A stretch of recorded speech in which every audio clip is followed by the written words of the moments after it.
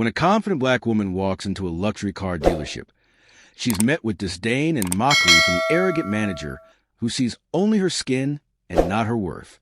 But the tables turn in ways no one sees coming. Because the woman he tried to humiliate, she's not just a potential customer. She's a new owner of the entire dealership chain. This true-to-life story is a powerful reminder that respect should never be based on assumptions.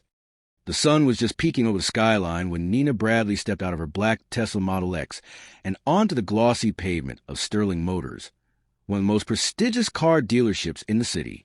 Dressed in a crisp navy suit with sleek heels and a brown leather portfolio in hand, she looked every inch the successful executive she was. Yet from the moment she walked through the glass doors, the energy shifted. "Can I help you?" asked the sales associate, barely lifting his head from his desk.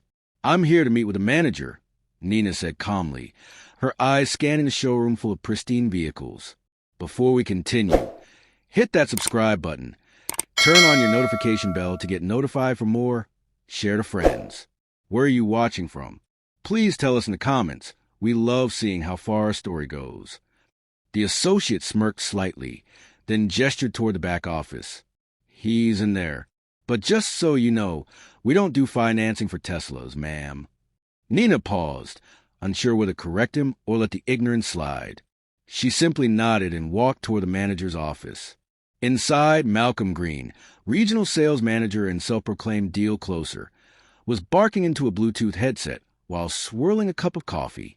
"Nah, and we don't do walk-ins for that model anymore." "Waste of time," he said, before noticing Nina in the doorway. "Yeah, I'll call you back." He hung up and leaned back in his chair, sizing her up. "You lost, sweetheart?" he asked with a smirk. Nina's eyebrows raised slightly. "I'm here for our 10 a.m. appointment. I believe my assistant Carla confirmed it last week." Malcolm chuckled, standing up slowly. "Right, the investor rep or whatever. Look, I get a dozen of these a week. You should probably talk to someone in customer service." "I think I'm in the right place," she said, sitting down confidently across from him. Malcolm gave a mock sigh, and Saturday, "Fine, hit me with your pitch. But fair warning, I don't usually waste my mornings on feel-good proposals." Nina opened her portfolio, laying out documents showing recent acquisitions, performance metrics, and ownership transfers, all with one common thread: her name. Malcolm blinked, then scoffed. "Wait, are you telling me you bought into Sterling Motors?" She smiled. "I didn't buy into it, Mr. Green. I bought it outright, the entire chain, including this location." Silence, then laughter. "You? Listen, no offense, but I've been here 10 years. This place isn't a charity project. You really expect me to believe someone like you owns this?"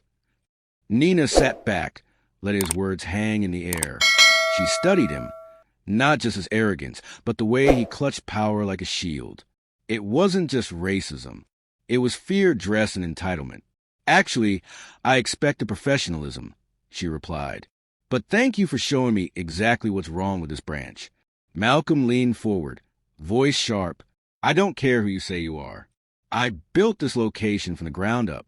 People don't come here for diversity speeches. They come to buy six-figure cars. And now they'll come for integrity," Nina said coldly. "Because as of this morning, I am your boss."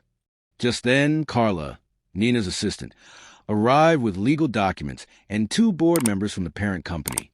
Their presence made everything real, irrefutable. Malcolm's face turned gray. "Wait, this is a joke. There's no way corporate signed off on this." "Actually," said one board member, handing him a packet, "we signed last Thursday. Nina Bradley is our new CEO. She has full operational control." Malcolm looked like someone had just ripped the floor out from under him. "I didn't know." "No," Nina said. "You didn't care to know, because you assumed I didn't belong here." He stood, face twitching. "So what now? You gonna fire me? Just like that?" Nina paused. The room was still. Every choice she made now would set the tone for her leadership. "No, not yet," she said. "But starting today, this dealership will undergo full diversity and ethics retraining. Every employee, from sales to management. You can either embrace that or hand in your resignation. Malcolm blinked. You serious? As a heart attack, she said. Over the next few weeks, Sterling Motors transformed. Nina held leadership workshops, improved hiring protocols, and implemented a zero-tolerance policy on discrimination. Customers began noticing. Word spread. Revenue actually increased as a more diverse clientele felt seen, heard, and valued. As for Malcolm, he lasted one more month, his resistance ultimately costing him the trust of his team. He stepped down quietly, replaced by a former mentee of Nina's who'd worked her way up from receptionist to sales lead. One afternoon, a young black woman walked into the dealership, visibly nervous. "I don't think I belong here," she whispered to a receptionist. The new manager overheard and walked over. "Of course you do," she said with a smile. "We all do." From her office above, Nina watched the scene unfold, a quiet smile on her face. She remembered being that girl, and now she was the one making room for her. I hope you enjoyed the story. If you were Nina, what would you have done? If you haven't subscribed till now, please do. Your support means a lot. See you on our next story.